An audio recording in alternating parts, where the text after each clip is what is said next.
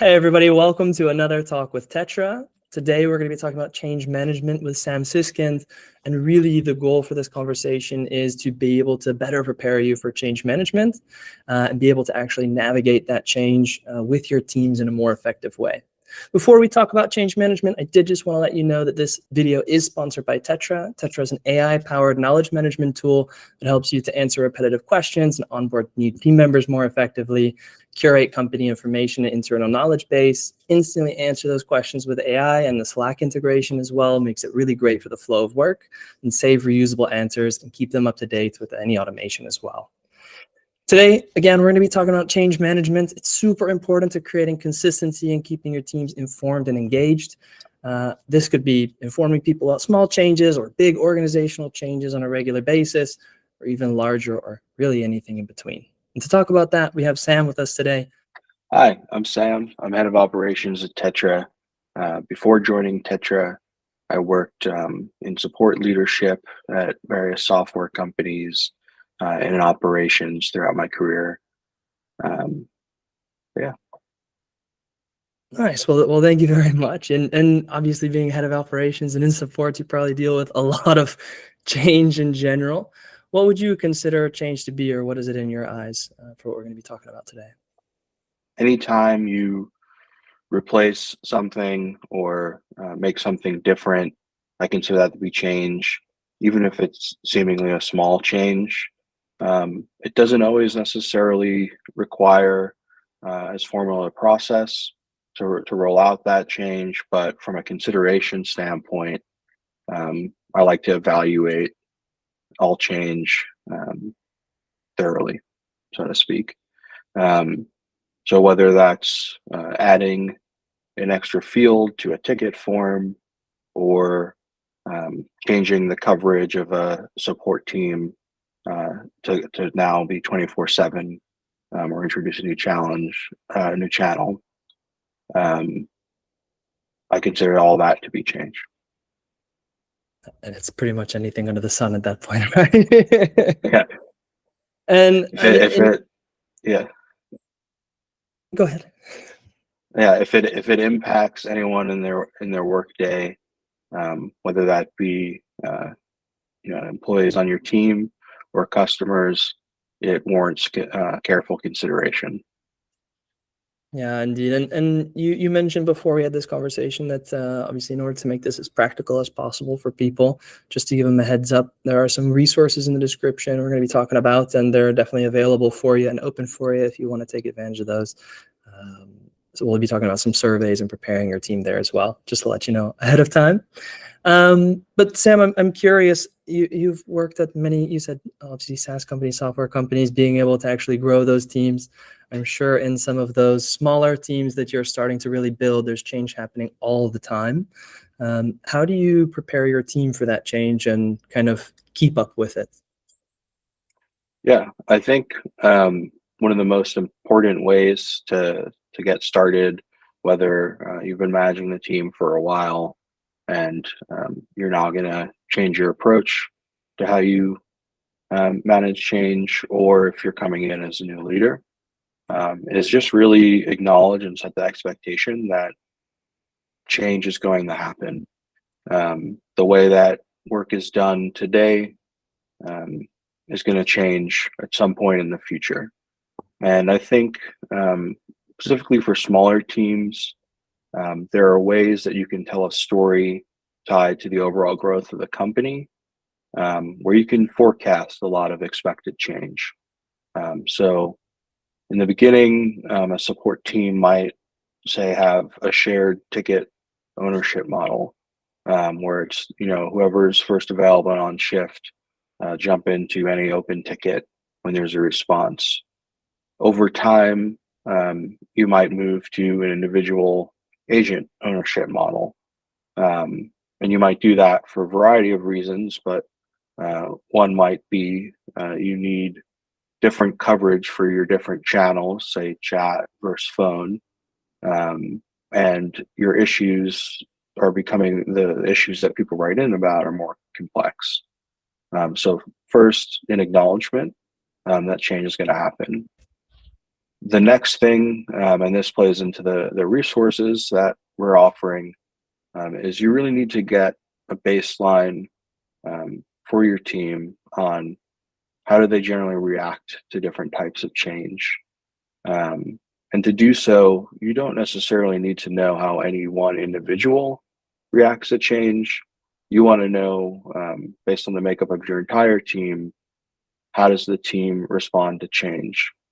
Because whenever you're considering change and mapping out the plan for how to introduce that change and get your team to adopt that change, you really need to think about the psychology of change and the different ways that people tend to react to change, so that you know where you're starting and you know how you're doing over time as you roll out different changes and prepare your team, what's working, what's not. Yeah, and everybody is different in that sense, right? So if you have probably a small, very agile team, they're used to doing things and moving fast in that sense, they're probably going to be a lot more attuned to a lot of those changes in a sense. And then if you probably have a team coming from a much larger organization or a larger team, they're probably like, oh, things don't change all that much. But if they do, it's generally big in that sense. And every individual comes from a different background, and how they deal with that is different. One of the exercises that I did in my teams, we actually did a culture mapping exercise, really to try and find out where our team lies on the spectrum. And it's very eye-opening to see how people just deal with it in such a different way. Some people need a lot of information about it. You need every little detailed fine point tuning, versus people who just need the broad strokes information and they're fine. Just to be able to handle and deal with those depending on what it is. And making sure that everybody has those open forms of communication. You understand that. Have you found that there's a balance that some teams, it gets way out of skew, or they need to be treated completely different in that sense, where you have to approach it in a different way? One of the things to look at when hiring the team or adding people to the team is that you kind of spoke to this a little bit in terms of like, where are they coming from? What's their experience? Do you have a mix of people on the team that have worked at larger organizations in a similar role? Is everyone kind of new to the role, transitioning from another career path? Because previous experience is going to definitely color their opinion on what is change and how challenging adopting a change might be. You might also have situations where people have ideas on solutions to things based on previous roles, but they might not always understand why those solutions were used in previous roles and whether or not they are truly one of the best solutions for the problem and the change you're looking at here. Generally speaking, I find surveying the team anonymously to just kind of get a sense of what their motivations are for their career. And there's no wrong answer here. It's really just a matter of getting to know the team better and what their typical reaction to change might be. I tend to look at that as excitement, anxiousness, basically like a passiveness, or just not engaging with that, seemingly not having an opinion, or generally being against change. These are not permanent ways that people react to change. And there are different ways that you would speak to the audience, depending on what the makeup of your team is in that sense, which is why it's so important to just kind of really know where you're starting and how things are going, even if where you're starting and how things are going might not be where you want things to be. You mentioned a couple of things, right? When change starts to happen, it's not necessarily that the way you approach change in general is always the same per change. Sometimes that can also change. If somebody's excited about it, or maybe they're scared of it, maybe they can go through that cycle, kind of that psychology of change that you talked about before. You also mentioned surveying as a group and as a team and surveying anonymously. Do you find that there's a benefit or a difference of when you would survey or kind of prepare your team anonymously for it to see how they deal with it, versus having those conversations one-to-one and really understanding that one person? I think generally, when there's the expectation that things are anonymous and you've communicated and proved that they are, people are going to be a little bit more forthcoming and honest about what their response would be and why that might be. The why is super important, not just from the perspective of why a team member might react a certain way or, be anxious or something like that. It's also just why is this change happening? And sometimes you'll be able to tell a story there that makes perfect sense based on what various team members have brought up in one-on-ones and team meetings as challenges and things they'd like to see made easier or more efficient. And other times that change is going to come due to business priorities. And it's super important for those changes too, that you contextualize that in the overall goals of the business and make space for folks that need a little bit more time and a little bit more information to kind of understand why now. Yeah, I'm someone who always needs to know the why. In the way that I communicate change, I really prioritize explaining that. Yeah, I think it's extremely important always understanding why in that sense, and really being able to see, if my day to day and my way that I'm working is going to be changing, what's the benefit of it, or why do I need to actually do it is so important. And you talk about communication a lot, giving room for people to actually take it in and actually adapt to that change and have some time there. I think the timing of communication when it comes to change is extremely important, because sometimes if you're super transparent, you're like, hey, this is going to be coming, and you communicate everything super early or maybe a little bit too soon or something like this, it can also lead to some kind of miscommunication or scary in case you need to pivot or you need to change anything in that sense. Have you found the kind of, obviously the rhythm is going to be very different per team, and it's going to change based on the needs of your team, whether you have, hey, this is coming down the road in 6 months versus, hey, the business needs a pivot tomorrow. Two very different kinds of conversations in a sense.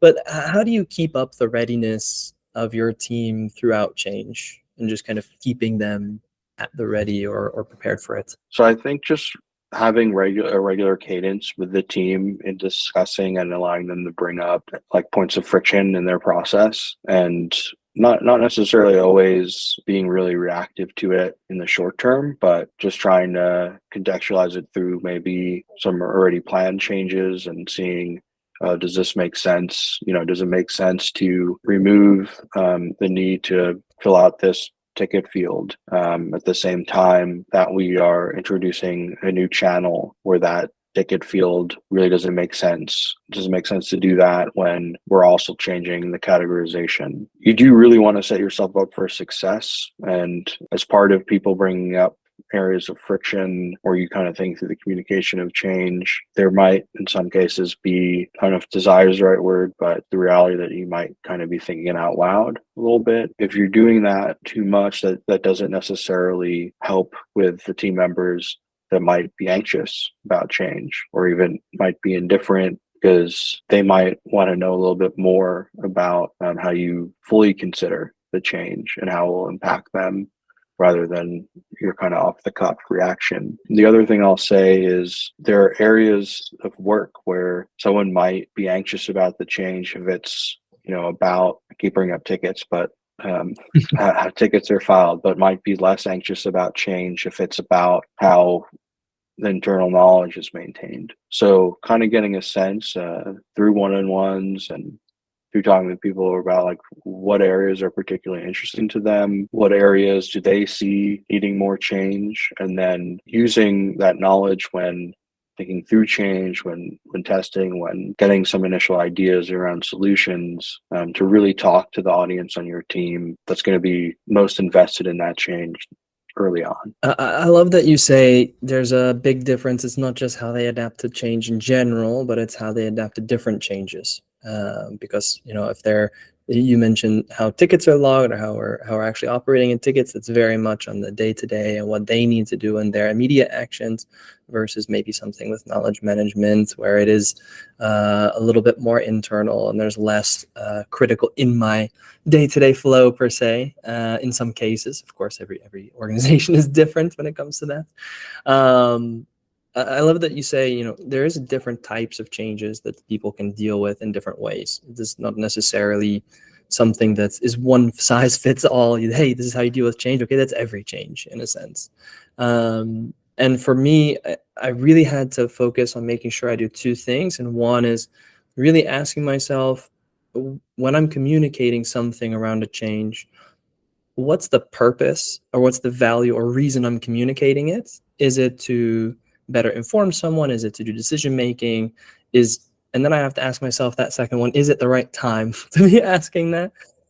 Because yeah, of course, if it is something that's, hey, we're going to be changing knowledge management, is the timing after that change is made? Is it before? Of course, you always want to prepare your team for the change in that sense. But really asking yourself these questions can help maybe fit the timing of communication a little bit better. Definitely had to learn some hard lessons around that one. Just making sure that the timing goes well, and it's each of those communications are bringing value, and it's not just some big blanket type of thing. So you're prepared your team for change. You've done all your pre-surveys and the onboarding. You understand how your team adapts to it. When you're going to be going through actually this kind of a change and going through these differences, what would you say is kind of the life cycle of that change management that you would go through kind of start to finish, and how would you wrap it up? Because now you've gone through preparing them, you've gone through making the change. What's that full life cycle look like for you? Yeah, working a lot of my career in software, I tend to think about things similar to the software development life cycle. And I start with understanding myself, like why the change, like why the time is now, or why it might not be now, and really try and scope out what the actual change is. Do a little bit of research, whether that be talking with team members, kind of reviewing current process for whatever is going to change, to just get a sense of like what's the actual impact of this change, what's the positive impact, what's the negative impact. Sometimes just like what's the amount of time that this is likely to save, once the change is adopted versus, sometimes change does purposely kind of introduce some friction or add time to a workflow, but you're doing that for maybe quality, for the benefits to a customer in terms of it being more efficient overall. But I'm generally just trying to scope it.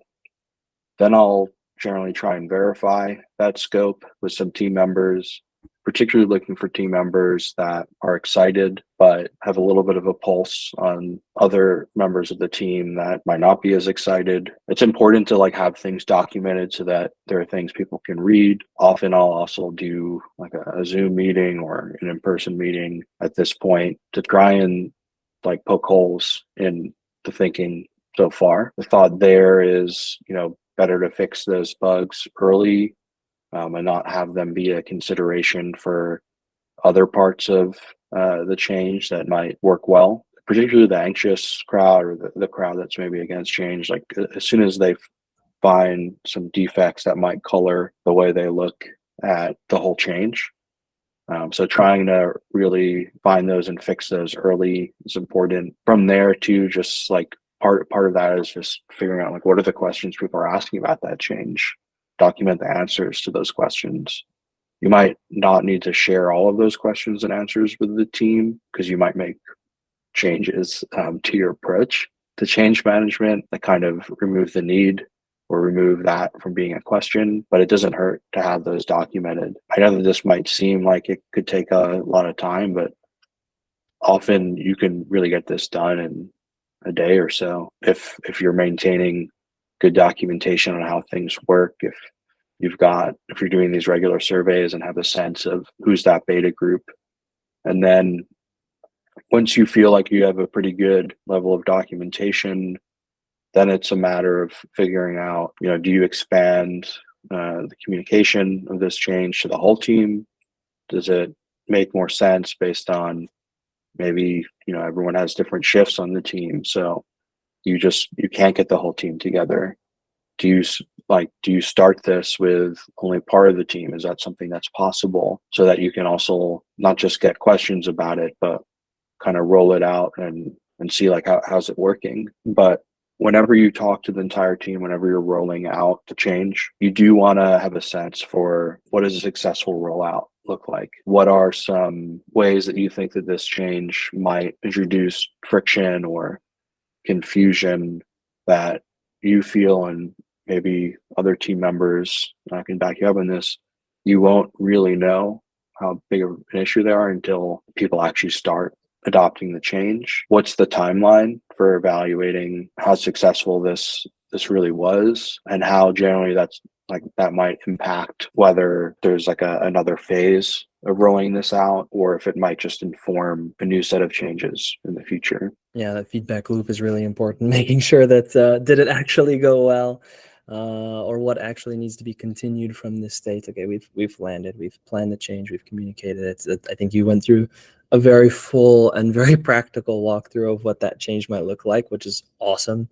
And just I love what you say. It might lead to more, depending on what the changes are and what the review is, and what people like. And you've already contextualized that things will change for new hires at the very beginning. You've already prepared your team with readiness of those surveys and continuing that conversation throughout the whole time, which is really, really great.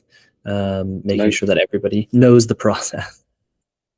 And I guess since I talked about phases towards the end there, when you're scoping in the beginning too, that's also a time to think about like a phased rollout for a change. You might not, from an urgency standpoint, not need the final result to happen as quickly as starting to move in that direction. And you might be able to gain more momentum and more excitement by breaking it down into different phases. I would compare that to starting with a minimal viable product in the product development cycle. Yeah, that definitely makes sense. I mean, why do it all in one huge chunk go? And maybe if there are more parts that you can do in incremental waves that make that change actually easier for your team, to be able to test it out and make iterations and changes as you go. I think that's always if possible, great way to go. That way your team can also ease into that rather than it being a bit of a knee-jerk reaction to a larger change in a sense. But it depends on what you mentioned before. Is it setting yourself up for success, waiting to do those changes all at once together, or is it doing this kind of incremental thing? Obviously, we're working with Tettra and we're talking about Tettra a lot. How do you think that Tettra could help with this change management process and kind of continue this process in a more solid and more full way where your team can be more prepared? So I'll speak to features available on our scaling and professional plans here, because I think those two plans and these features, I guess, add a little bit something extra to how you would use Tettra for change management. So on scaling and professional plans, you have the ability to create categories in Tettra that are private, that not everyone who has access to Tettra can see, that folks need to be invited to that category. If you're using Slack as well with Tettra, probably have the ability to do private channels. Similar idea in terms of being able to invite specific people there. So I really recommend starting with a private category and documentation there that you can share with your beta testers, your early adopters, so that you're building things out in the same way that they'll be once you start rolling them out to the whole team, but you're doing so with a little bit more control over who gets to see the unfinished product. Depending on the timeline for the change, you might not need to have a private category that lasts a couple of days or a few weeks. If it is a major change, though, I generally like a private Slack channel to use. Anytime you're inviting folks into that private category, it always helps to have some documentation there that speaks specifically like why you're inviting them at this stage and what you're looking for from them in terms of feedback and just general influence. But Tettra, you can have pages, you can have questions on those pages with scaling and professional. You can have our AI features generate questions based on the content of those pages. Often it's going to be able to generate questions that your team would actually have, and attempt to answer that based on what you've already written. That can be a useful feature to start generating those questions when you're not sure if you have comprehensive enough documentation, because if you don't like the answers it's generating based on that, that kind of informs the additional documentation you might need. And of course, you can always edit the answer that RAF feature generates. But, early in my career, I worked at a company that had a corporate wiki, and they'd use blog posts, wiki pages to kind of announce larger changes, whether that was a feature rollout or a change in company process. And I just kind of have stuck with that as something that I do think is effective. So in these private categories, just kind of speaking to the why, the how, what the actual timeline and like schedule might look like, what sort of feedback you want. So by the time that you're ready to make this category public internally or invite more people to it, it's already something that exists that, has that documentation that is searchable, has questions that line up with the types of questions people might have once they start reading that documentation. And ultimately, spending the time to document some of these things and document, let's say there's already a standard operating procedure document on how a process used to be done before this change. You're going to want to update that as part of this. So having something that is more of the apples to apples comparison of here's the new proposed process against that is also just going to save you time in terms of training the team and ultimately having the documentation of how that's done be up to date for what comes after this change. The other thing I like to do would be I like to do postmortems or retrospectives on change, and I like to share that with the team. This is what we did well, this is what we missed, this is what teams seem to like. So just kind of have at least a placeholder for that early on, that folks can see and set the expectation that, that's going to be completed after the rollout of this change and ultimately memorialized associated with this change. So yeah, those are some of the ways that I think Tettra and its features can help with this.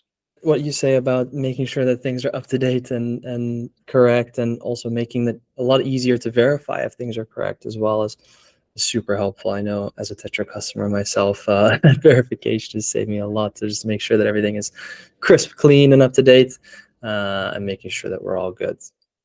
So thank you so much for your time and sharing your expertise on navigating your team through change. I think it's been extremely helpful and practical. And for those, if you do want that resource and that template to be able to help survey your team to actually get set up for navigating these changes better, we'll put those in the description. Make sure that you have them as well. Thank you so much, Sam. I really appreciate it. And I hope you have a wonderful rest of your day. You too, Neil. It's been a pleasure. Thank you so much.